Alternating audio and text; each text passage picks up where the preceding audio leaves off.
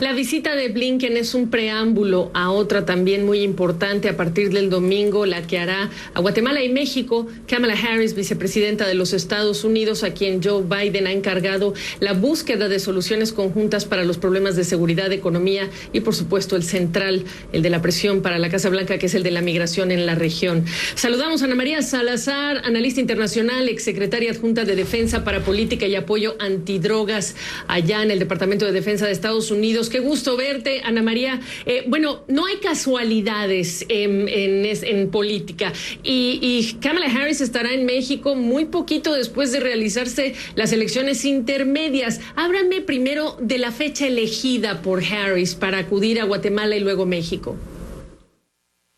Muy sorprendente el hecho de que se estaría reuniendo, que estuviera aquí en México un día después de uno de los procesos electorales más controvertidos, más polarizados que va a vivir México. Y hasta este momento yo he tenido la oportunidad de hablar con diferentes analistas, consultar con personas que estuvieron en el gobierno de Estados Unidos tratando de entender la fecha, y nadie ha podido dar una idea clara de que por qué se está haciendo. Lo que sí podría suceder, Gabriela, es que el hecho de hacerlo un día y medio después, o la reunión es un día y medio después de este controvertido proceso electoral, es que muchos de los acuerdos o las decisiones que se pudiesen llegar, pues se van a perder ante la posibilidad de cuestionamientos que podría surgir de los resultados de este domingo. Entonces sí es muy peculiar. Deberían de haberse esperado 2 semanas para que no hubiera esta filtración o que el proceso electoral se secuestrara los resultados de la visita, pero pues eso es lo que es. Sí, es lo que es, y también ya sabemos que su visita programada al Senado pues ha sido cancelada en el contexto de las elecciones intermedias. Costo de oportunidad importante también.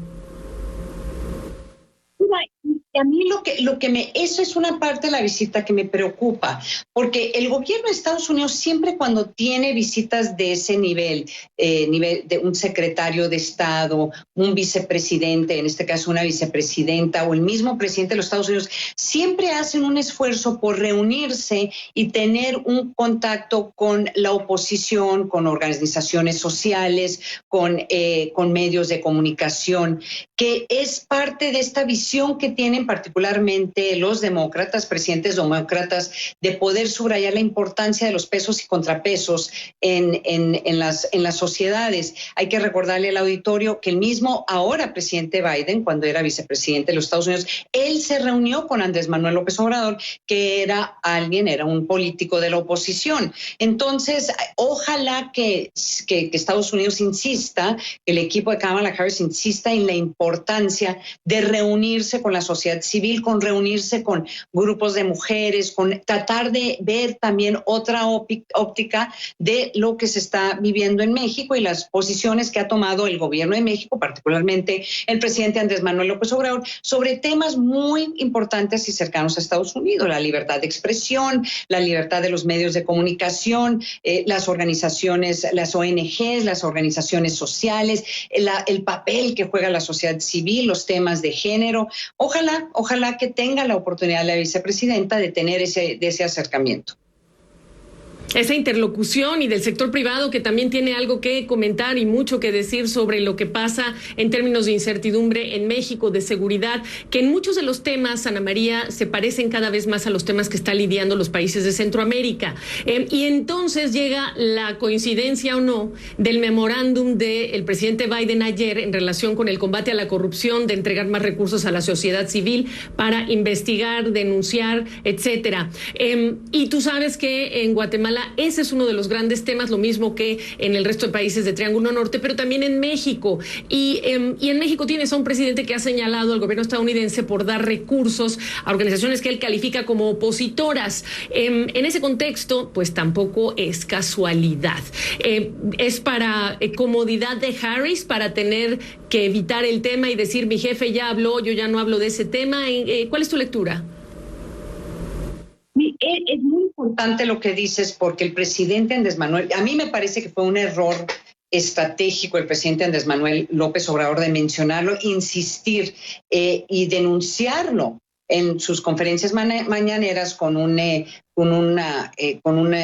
nota diplomática que se envió a Estados Unidos cuestionando el apoyo que le da USAID de esos fondos para organizaciones sociales que están dedicados a informar, a buscar que haya más transparencia en la sociedad y sobre todo en este caso esta organización que cuestiona el presidente Andrés Manuel López Obrador es una organización que ha hecho un extraordinario trabajo, no solamente durante esta administración, sino anteriores administraciones, de balconear la corrupción oficial o corrupción que hay en este país. Entonces, el haberlo cuestionado públicamente, insistir en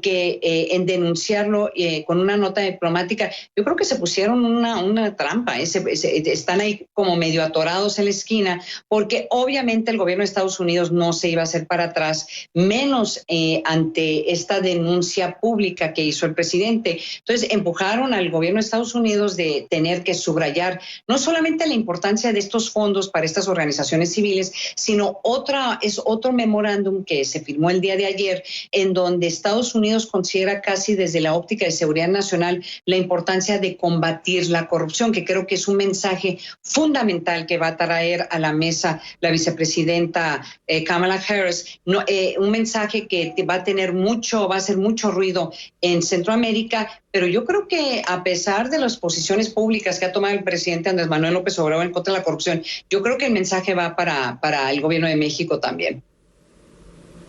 Fíjate. Bueno, pues vamos a ver cuánto solo es migración y cuánto no por el bien de los países. Gracias, Ana María. Gusto verte.